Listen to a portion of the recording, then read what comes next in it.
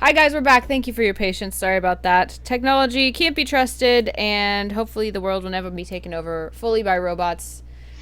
But here we are back. We were just talking about who's in the round of eight. To review, like I said, the Golden Bears and Hot Dogs, I think, is probably going to be the match that people are most interested in watching, as those are two of the favorites to win the tournament. I'll take your word for that for sure. But I think that they'll be really fun to watch. I wish that I could watch them. I don't have cable because I would never use it. They did do a rebroadcast on Twitch though, and I totally understand why they wouldn't have it on Twitch initially. Obviously, it's on ESPN. You don't want a conflict of interest. But I was still like, I can't watch any of these while people are talking about them, and it makes me sad. Yeah, you can watch it online. Oh, but you have to have cable to watch it online on Yes. ESPN, right?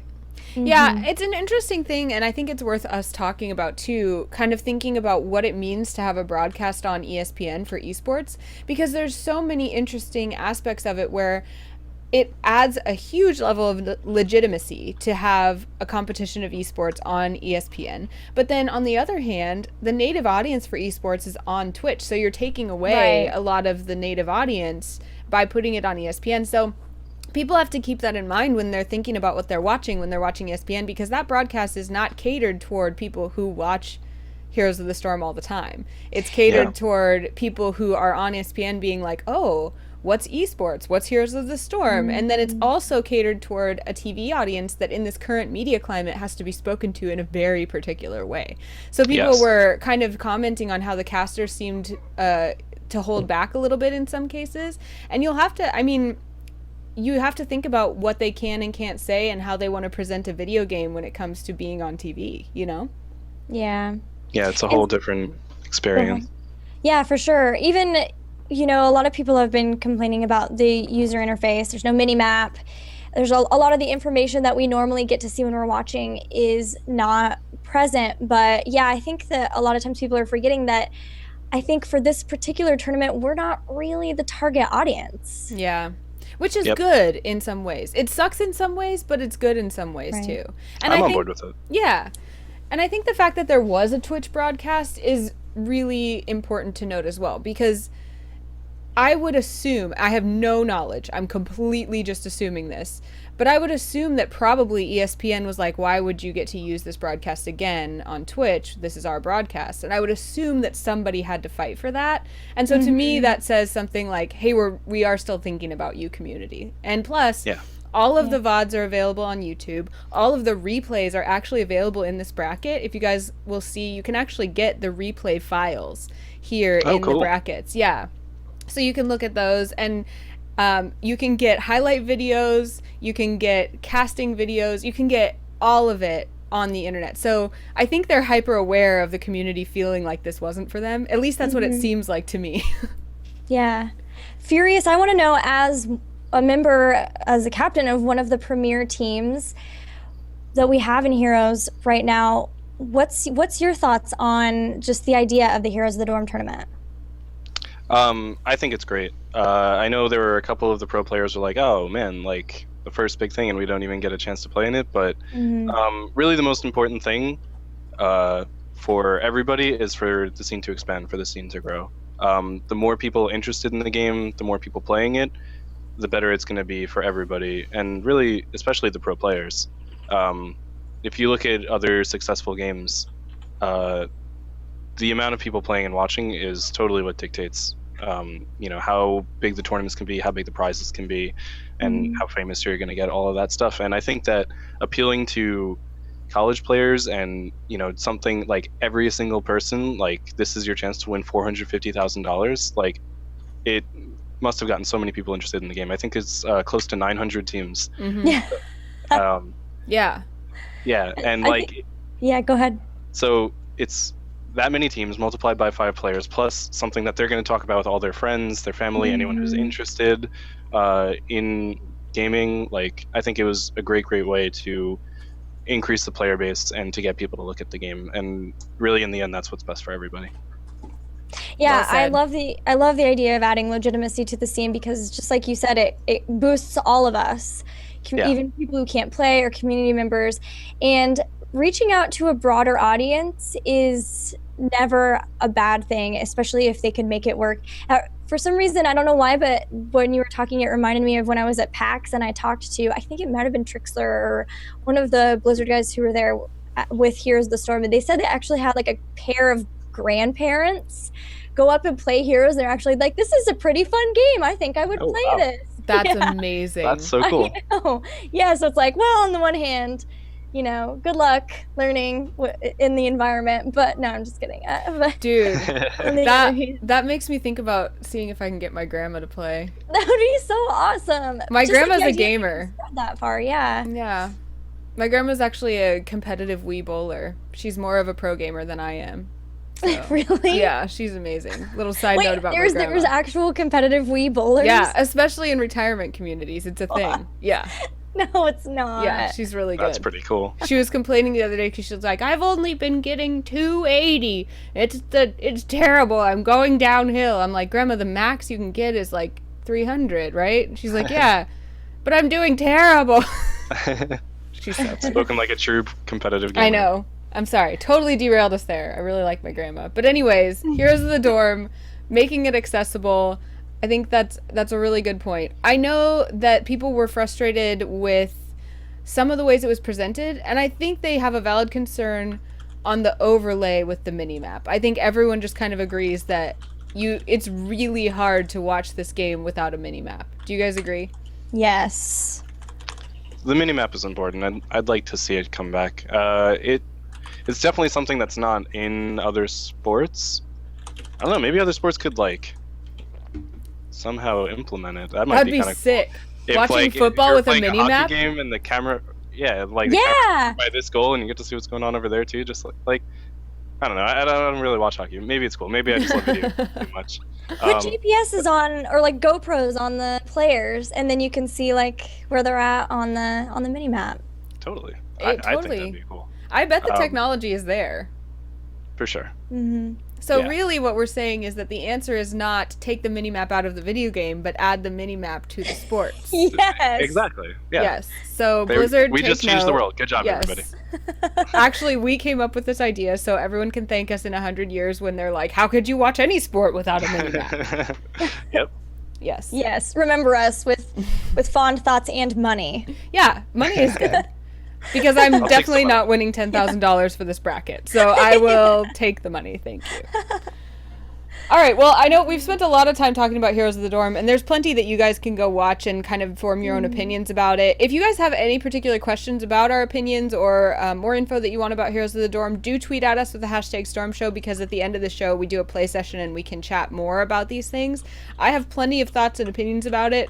But we have lots of other stuff to talk about today that I'm really stoked to get to. And that is that FuriousD is going to help us understand how to analyze replays best for our teams. And I'm particularly interested in this as I've been in replays so much for Heroes of the Dorm, learning how to kind of find the key moments in a game. And Gilly, we came up with a process of, a series of questions for FuriousD. Where should we start? Well, I would like to know, at least from the 2-arc perspective, when and how often do you guys analyze your replays? Okay, well, replay analysis is something that you should do frequently, and there's 2 ways to do it. Either you can have everybody watching all together, or you can say, we need to watch this, figure out what went wrong here, and we'll all meet back and talk about it tomorrow or Thursday or, whatever it is. The problem is, 5 people have different schedules, and right now we're not at a point where, we're all living together and we can just say, this time is replay time, because we only have so much time together and we like to get as much practice in during that time as we can. The other problem with replays is that because the game is still in beta, you can't watch old replays once a patch comes out. So if there's something that you really want to look at and a patch may be coming soon, then you should look at it sooner rather than later. Another thing is sometimes hotfixes will stop you from being able to watch old replays, which is unfortunate because you don't even see them coming. It's just like, oh, we wanted to watch that game, now we can't. All right, well, let's just move on, I guess. So we try to look at replays on a pretty regular basis for those reasons. Altogether as 5, it's very time consuming. You know, the game only lasts 20 minutes. You're talking about it for 80, because you just go point by point by point. Like, and one thing that really slows it down is the time controls in replays right now need a little bit of work, I would say. If you want to watch a team fight, you have to like watch it and then, you know, seeking, Yeah. and then you go through. So when you're trying to say like, wait a minute, like how did this person die? Did the healer have their heal up? Was it on cooldown? Who did they heal? So it takes a lot of time, and we don't get to watch replays as much as we would like, but it's definitely something that we do frequently.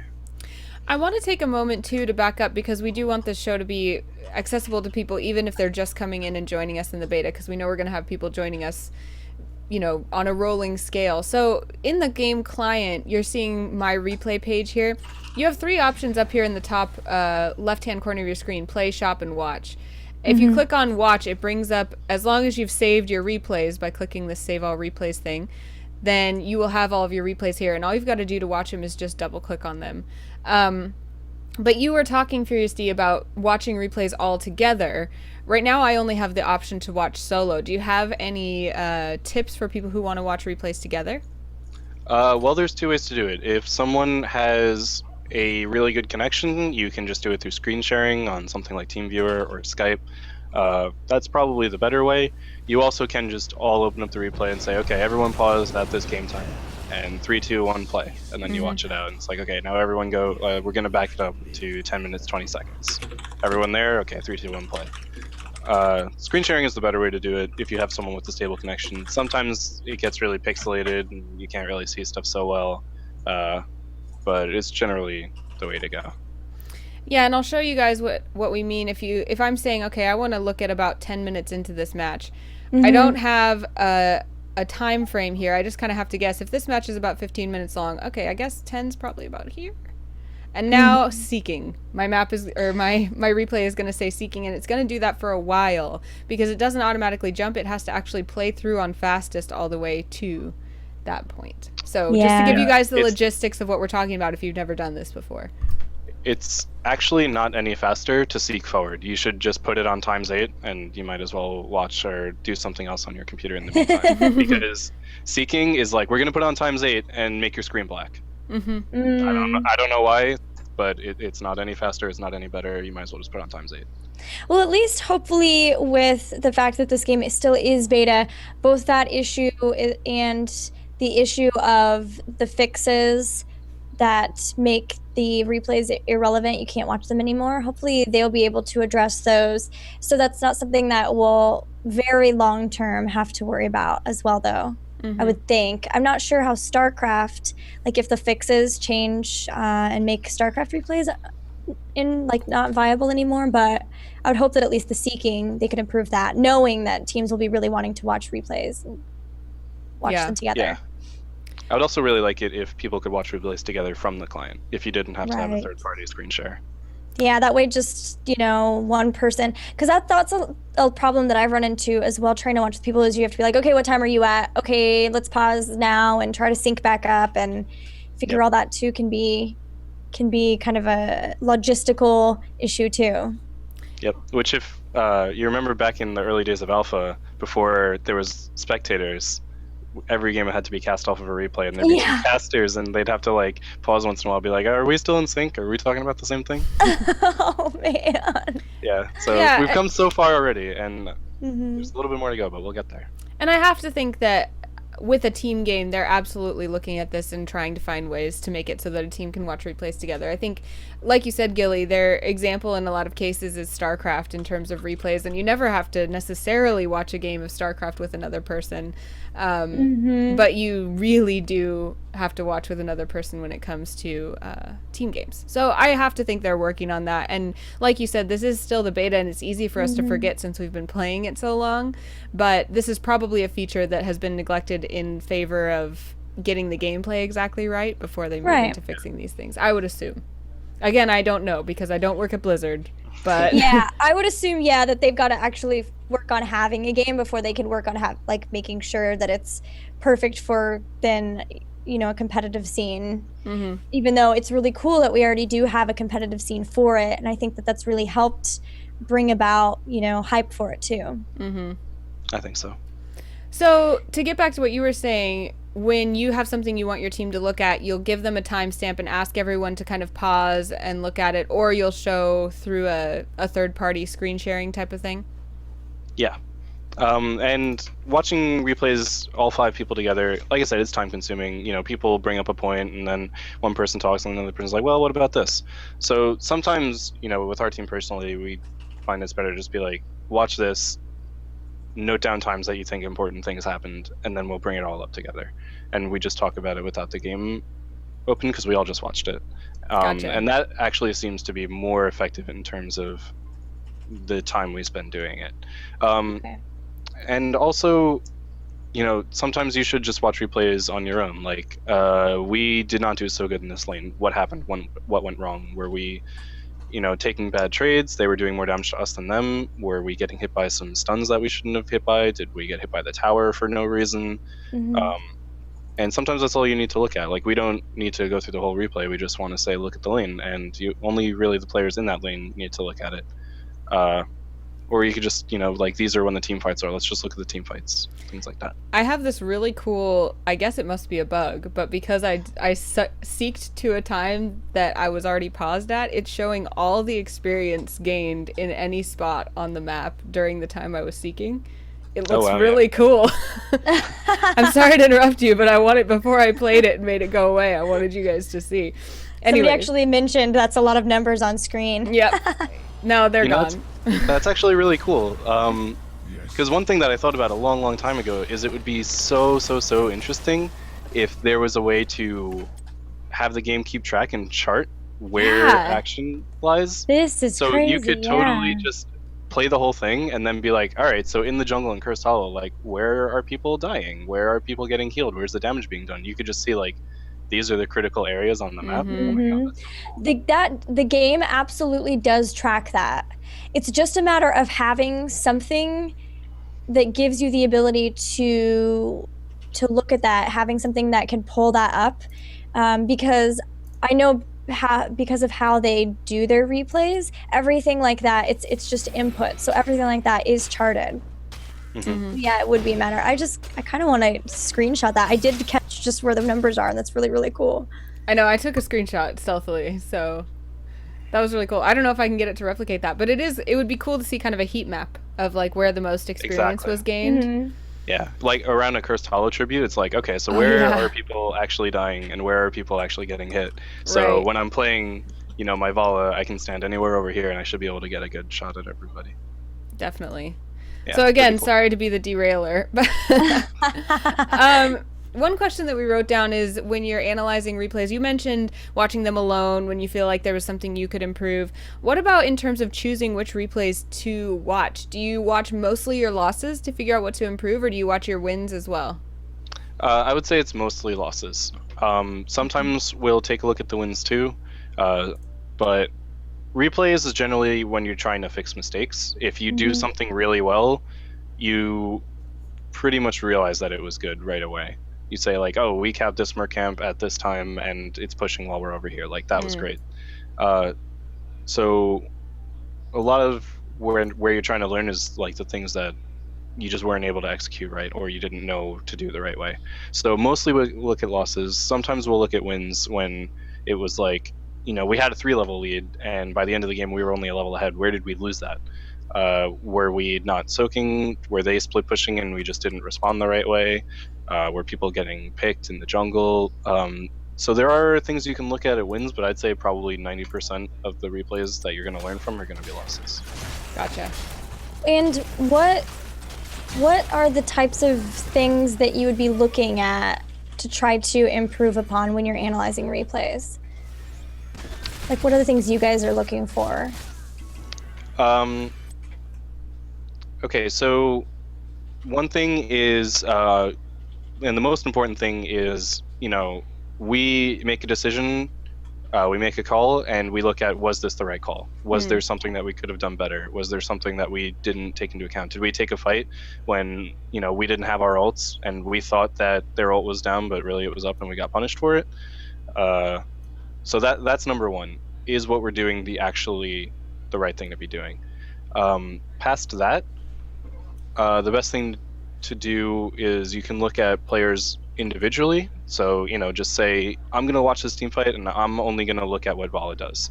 Where does she use her Q? Where does she use her W? Does she die when her vault is still up? Does she vault when she's not really being threatened? Is her ultimate in a good spot? Is she hitting 3 people with her strafe? And you can just look at it and be like, okay, so, you used your W and you only hit 1 person. If you just took a step forward, you would have hit 4. Like, that's something that you can just look at and any one person can look at and, just get better from that. So those are probably the main things, unless there's some particular gimmicky strategy that someone is using, like the Asmodan stacking up his Q globes. That was kind of a big thing a little while ago. So, you go into a replay and be like, okay, so how much damage is it actually doing, at this point in this game, and this point in the game, and this point in the game, and what can we do to stop it? Should we be ganking him? Do we just need to split push and try to end the game before he gets too strong? Things like that. All right. On that note, I guess one question I kind of wanted to know is maybe for teams that are just getting started and maybe have one person looking at replays, that type of thing, do you have any suggestions for that person in terms of how to bring up things to improve for that team member? Okay, yeah, that's a touchy subject, and if not handled the right way, it could definitely cause some problems, because being on a team and on a successful team, there's a lot of factors. It's not just put 5 players in a game and try to win it. You guys have to work well together, and you have to maintain a good relationship, and experience matters. Playing together matters. How long you've been playing with your team makes a difference in terms of how well you're going to perform. So if you can keep everyone happy and a good relationship, and you keep everyone playing together for a long time, that's going to benefit you. So something like telling someone to improve can be touchy. The first and most important thing is, before any feedback, before you even look at the replay, you have to have everyone understand that everybody is trying to get better, and no one is going to play perfectly all the time. Everyone's going to make mistakes, and everyone has to accept that. And the best thing you can do is just learn from it and not make that same mistake twice. So, bring that up beforehand. One thing that I like to do is I always make sure I talk about mistakes that I make as well, so that no one feels like they're getting picked on. And it may make some people uncomfortable, but the best thing to do probably is to have everyone say out loud, I'm not trying to put you down, we're all trying to improve, and everyone should have a verbal response. You don't just want them to listen to that and not along on TeamSpeak. You would just want them to say yes or okay or something like that, and I think that's going to improve their attitude going further. So as a team, you guys agree that you give verbal responses to that kind of feedback? That's an interesting note. That is cool. Yeah, for some things, I'll say something and I'll be like, what do you guys think? Did you hear me? Give me some feedback. Because sometimes it's just silence, and it's maybe they're pissed at me and I don't know because I can't see their faces. But getting people to talk and communicate back is super important. And one thing that I said to the team a while back is, we're all great players. We're all here. We want you on the team. Making a mistake is not going to get you kicked off. You need to acknowledge it. We think everyone's here is good, and that's why we're here. That's why we're playing together. So don't I'm not trying to put anyone down. We think that you're a good player. If you make a mistake, that's fine. It's just, let's not make the same mistake twice. I really like that. I like the idea too of bringing up something that you can do to improve, as well as something for somebody else. And I think that's, I can't imagine playing and spending so much time together with people who you may not have even really met, but that you know so well. I mean, I can. It's kind of like me and Anna, right? Anna and I, we've hung out a couple of times, but for the most part, our relationship is all online. So I totally get it. I've raided with people in WoW before, but it still just seems so crazy to me to think about the idea that you spend so much time and you have to go through sort of some of these stressful issues of trying to talk to people about how to improve their play as well. So I think that's going to be really beneficial for people who are making teams and are actually really serious about this, is making sure that they want to improve and are making it an open place for communication. Yeah. On the that, other thing, go ahead. Sorry, one more thing. you also have to have a certain amount of trust in your players. If they decide like, hey, I think this is a good engage, I'm going to go for it. Like, you have to trust them that if that's their job, like, they should be allowed to make those calls. Like, if you don't have trust in your players, if you don't have faith in them, you're not going to succeed. So if they do something that they think is going to work, if like ETC stage dives and it's just a little bit too far and it doesn't work, like, that's okay. Like, you have to trust that he learned, what went wrong with it, how to do it better next time, and you can't be like, stop doing that, because that's something ETC needs to be able to do. If the Illidan player, goes too far, gets out of range of the healer, and it's like, sorry, I really thought I could get that guy, pop my evasion, and get back to you, it just didn't work out. You have to be like, okay, like, that's on you. You're playing that character. Like, everybody has to be okay with people playing their characters. You shouldn't try to micromanage people's plays so much, and that's something that's really, really difficult, and something that even we struggle with sometimes. But really, it's important to just trust your players and to let them do their jobs. Absolutely. That kind of answers the question that we had on there, Anna, with how to tell one-off mistakes from habits that need focus and changing. Is like, don't micromanage. Okay, well, there you go. Yeah. Good question then. Yeah, that was going to be my question, because a lot of times I know that as a team you only have a finite amount of hours in a day that you can spend, like you said, actually talking about these games and working out things and then practicing and all of that. So I know it would be tempting to like super micro analyze everything that a team did wrong. And so I was going to ask, like Gilly said, how do you tell when something is like actually not a problem, someone just kind of messed up that one time, and not worry about focusing on it, versus the things that are patterns that you need to fix as a team? So it sounds like you're saying kind of trust your team to know whether it's a one-off mistake or not. Yeah. See, it's really tough, and it's just something that's it's probably gonna work out differently for every team. Every person has a different relationship.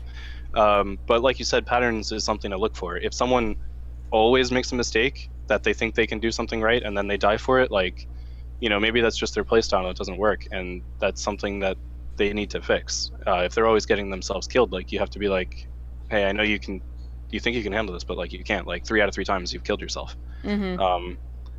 But if they just make a mistake one time, you can't be like, what the hell was that? Like, you need to be way more careful. So looking for patterns. If someone always does something wrong, if they engage too early, like if they're like, okay, I think I can go in, and their damage isn't there, or it can be on the damage too. If they're like, oh, I thought I could finish clearing this wave before I ran to the team fight because I thought we needed the soak, and then they're not there to help out. Like, everyone has to be on the same page, and you just have to look for patterns when it comes to whether something needs to be corrected or whether it's just like they goofed. Well, then once you figure out what those patterns are and you find something that really is holding your team back and something that you do want to fix, what's your plan of attack usually for practicing changing that behavior? Do you go into practice mode? Do you just immediately start doing it in scrims? Do you have any tips for that? Well, this is going to be something that's different for people too. What we do is we try to adapt it into our scrims. A lot of the games we play are against other really, really good players, and sure, like, if we could do it in a quick match or something, that's great. But like, if landing things against pro players is just harder than it is to land against an average player. And so that's why we try to do this stuff in scrims, because we want to be confident that we can do it in a tournament. So yeah, we try to incorporate it into our scrims. Solo and like duo play and stuff like that is absolutely encouraged outside of practice hours. From certain times we play these teams and we run our scrims and stuff, but it's always encouraged that, like, the other day we were working, like, we had 2 heroes that we thought would be really good at roaming and ganking, and it's like, okay, so let's just get on those heroes and let's just play like 3 games of that in a row, and maybe we'll see something that we haven't seen before. Maybe there's a way to do it more optimally than we thought.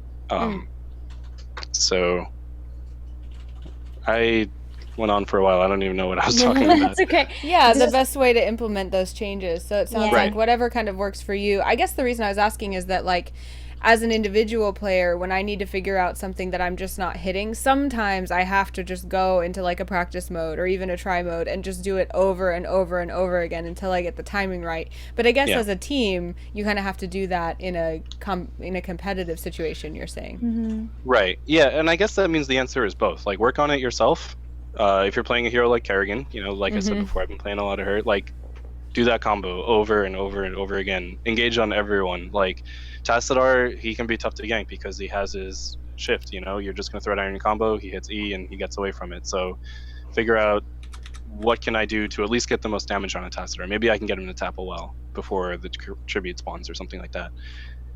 Practice it on your own. Do it a ton. If you're going to do it with a teammate, if you're, you know, Arthas Kerrigan used to be a thing, you know, be like, all right, you, like, come on, let's play as Arthas Kerrigan 3 games in a row. And then also play it in your scrims. Well, Anna, oh, sorry. Go ahead. No, I'm done. Just okay. You mentioned playing and doing things by yourself and checking out your replays as an individual, and then going in and practicing some of those things over and over, like in practice modes, when you need to just get the timings of abilities right. Well, we actually had a question from chat that kind of touched on that, and it was from Az Heron, and he or she asked, any tips for doing replay analysis if you do play solo? So besides that, do you have any other good ideas? I know you focus mostly on like what happens with teams, but maybe those who are playing solo but still want to get better at the game, any ideas for them? Yes. What you should do is have a goal. Like, this game, I'm going to make sure I do this thing right. So there are certain heroes where you need to save your skills and make sure that they land. Tyrande, you know, like, your stun's on a long cooldown, you're only going to get one stun in a fight, make sure it hits. There are other heroes where you need to be using that ability as frequently as possible. Sergeant Hammer is an example. You want to put down mines every time mines are up. You want to launch your napalm strike every single time napalm strike is up. If you're just sitting there auto-attacking and your napalm strike's not on cooldown, you're not doing as much damage as you could be doing. So you could go into a game with, and this is something I've done personally, I've gone into a game with Sergeant Hammer and I'm going to be like, every time I'm fighting a hero, my napalm strike is going to be on cooldown. I will never leave it up. I want to maximize my damage. And then, you know, just make sure you do it. And that's something that you can look at in a replay. Just be like, am I casting all my abilities whenever I'm supposed to? Am I casting them too early when I should be saving them? Am I saving them when I shouldn't be? Go into the game with a goal, do your best to meet that goal until it's second nature, and then work on something else. That's actually prime advice I've heard for practicing StarCraft too, and learning more about StarCraft. So I think that that's really cool that you can take some of the same techniques and bring them over cross platforms. Yeah, I mean, I think that works for everything. Anything you're trying to get good at, you know, playing an instrument, doing a sport, all that, like, work on it piecemeal. Yeah.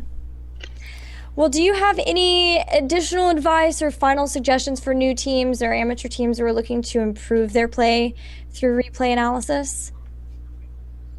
I think we touched on most of the important stuff, but just to reiterate, like, making mistakes is okay as long as you're working to correct them. You know, don't take things personally. Your teammates are just trying to help you improve. You know, they're not going to put you down and say you're bad. At least I hope that they wouldn't. Yeah, don't play with them if they're saying that. Yeah, it might not be so good for your, you know, stress and mental health. Yeah, making mistakes is okay as long as you improve and, you know, have a goal in mind. This is what we're going to look at. This is what we need to improve on. You know, if your ganking is really good and your team fighting sucks, look at your team fights. Vice versa, do it the other way around. So, yeah. Good advice for sure. And guys, before we move on to some other parts of our show and wrap this up, I did want to say thanks especially to the Heroes Hype Amateur Series. This replay just happened to be at the top of my replays because that was the last game I was in, was for the Heroes Hype Amateur Series last night. Gilly and I cast for them. And it's been a really, really fun time, and it's been a great tournament for learning as well. So if you're looking to see how, you know, to learn to analyze replays, watching those would be a great idea as well. And we want to always give them lots of shout outs. So please do follow Heroes Hype as well. Yeah, I mean, it's also a great place to perfect your techniques. We've had teams we've seen them in there move on to the majors. The Goat Gaming's in there now, so is the Rising Taquitos, and Shot the Bullets Reloaded. They have all been in the Heroes Hype Amateur Series at one point. So you can definitely make a team and join and get better. You'll have some really good competition, and it's a really safe learning environment as well. And you get just some practice of the actual tournament setting too. Absolutely. And they're great people who really, really committed to growing this scene. So we always love to support people who are doing that as well. But speaking of growing and learning and expanding our minds, you are going to be surprised by the hero that FuriousD has chosen to spotlight with a build this week. Each week we pick a hero, and our pro player expert gives us a link to heroesfire.com with a build for that person, that hero, and we give it to you in Skype, and then we're going to watch FuriousD play that hero in our game. But FuriousD, who is it this week? It is everyone's favorite Murloc, Murky. What? Why do you like Murky? Murky, he's so cute. He is so much fun. How could you not like Murky? I don't know. Murky is one of those heroes where, depending on the patch, I either love him or I hate him. Like, sometimes it's just like, oh my god, Murky. And other times it's like, oh, Murky, sweet. And right now is one of the times when he's really good, and, you know, let's take a look at it while we're able. I wanted to pick a hero that was fun, exciting, and most importantly, fun to watch. I'm not the Murky player on our team, but I think I handle it pretty well. So, you know, I'd like to show that off here. Who is the Murky player on your team? Well, we don't play Murky that frequently. I think most recently it's been Trader, but I know Quibsy has also got a pretty solid Murky. Cool. All right, guys, so what that means is we're going to put you up on a waiting screen here for just a few minutes while we get our game set up, and we'll be back before too long with some gameplay action. Don't forget that if you want us to chat about certain topics or if you have questions for us, feel free to tweet with the hashtag StormShow, and I, as the observer, will feed those questions to the rest of the team while we play. So we'll see you guys in just a couple minutes. Bye-bye.